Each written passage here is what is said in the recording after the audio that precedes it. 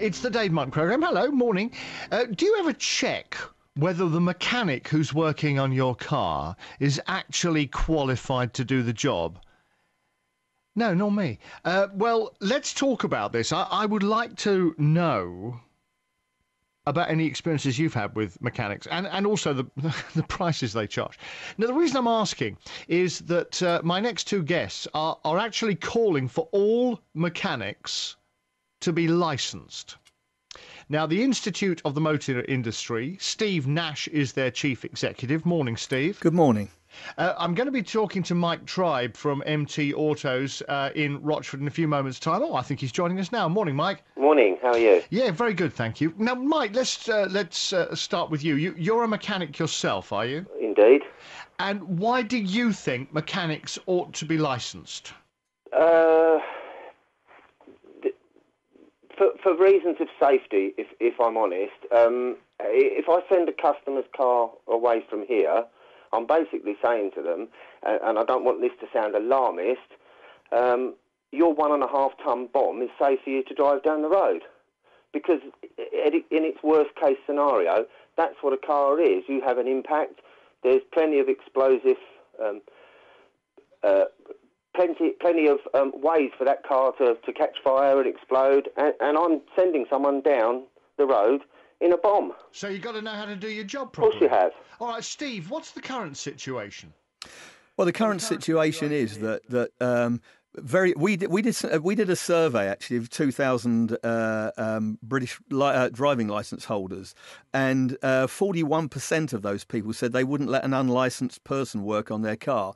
Yet no such licence exists. In fact, a separate study we did with slightly different numbers showed that 70% of people thought some kind of licensing scheme exists. So there's a lot of stuff being taken on trust.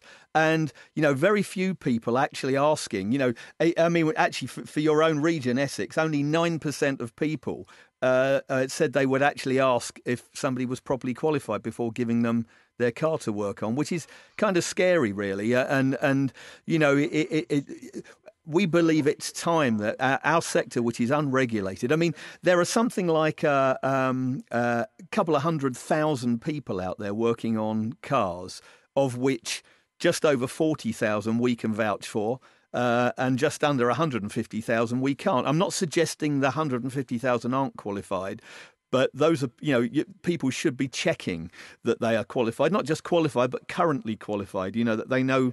Steve, let's get back to this question. What do we mean by an approved mechanic? Is that all right?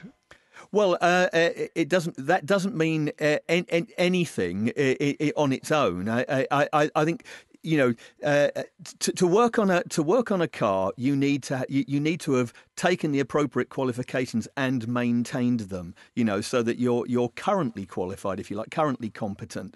Now, we've endeavoured to help the public with this by creating, as a professional body, we have a professional register of people that can be publicly searched on a database. That's got about 42,000 people on it right now, and the number's growing. But obviously there are many other people who still aren't on there. So it's just important to ask those questions.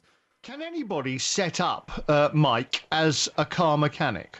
Yes, of course they can. Anybody, I could set up this afternoon as a car mechanic, and if I can con people into coming to me, I'm not doing anything wrong, even though I'm working, as you say, on this potentially very dangerous machine. Yeah, of course you could, yes. Nothing to stop you. Steve, it just worries me sometimes because when I absolutely know what you're saying about wanting to go to people who know what they're doing, but isn't this a way of just justifying making money out of car mechanics by getting them to register and pay a fee for the registration? No, it's not. We're a not-for-profit organisation. We're a professional body. It's not about that at all. Look, I think most people feel competent to replace a plug, don't they? But you're not supposed to do that anymore. You have to use a licensed electrician to do that. And I accept there are some safety elements around that. That's why the government have stepped in. Cars are infinitely more complicated than a plug, and yet there is. We're not just talking about cars either. This applies to heavy vehicles too. So you could have somebody wholly unqualified working on an 18-wheeler rig that, you know, is coming up behind you on the motorway. Now that's even more scary, isn't it? This isn't about making money. This is about people's safety. It's a way of making mechanics actually pay for being registered. The point. There has to be some way of regulating, or for you as public to be able to check the background of your chosen garage. There are lots of schemes out there, and I won't name them because some are better than others. Yeah. But that basically they'll sell a membership and they will promote your garage on various websites. Well, this is what I'm thinking about, quite frankly, Mike. Yeah. Yeah. But the IMI Awards one is the only one that I know which is not involved in promoting their own product through the membership scheme. Right, and I think that I needed to clarify that, and I think it's terribly important that we do clarify that. Yeah. But it is quite frightening, isn't it, that people can work on your car without actually having a qualification? Of course, but the same can be said for a builder. You can engage a builder, and he may have had no formal training at all. So whilst I'm all for this, and by the way, all of the technicians that work here are all qualified. Yes, I'm perfectly for it. So what do you see when people bring their cars? Do you see many cars that have been badly maintained? Do you see many sort of horror stories?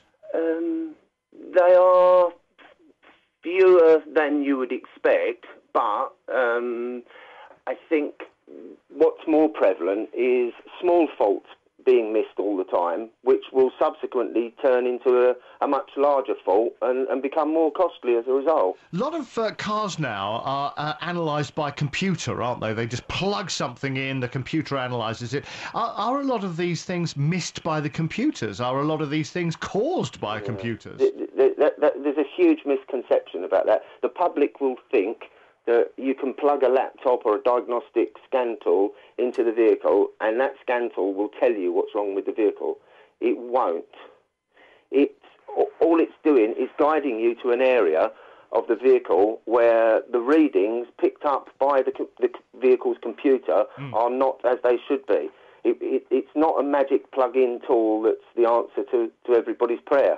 Right, gentlemen, thank you very much indeed. That's Mike Tribe there from MT Autos based in Rochford. My thanks always based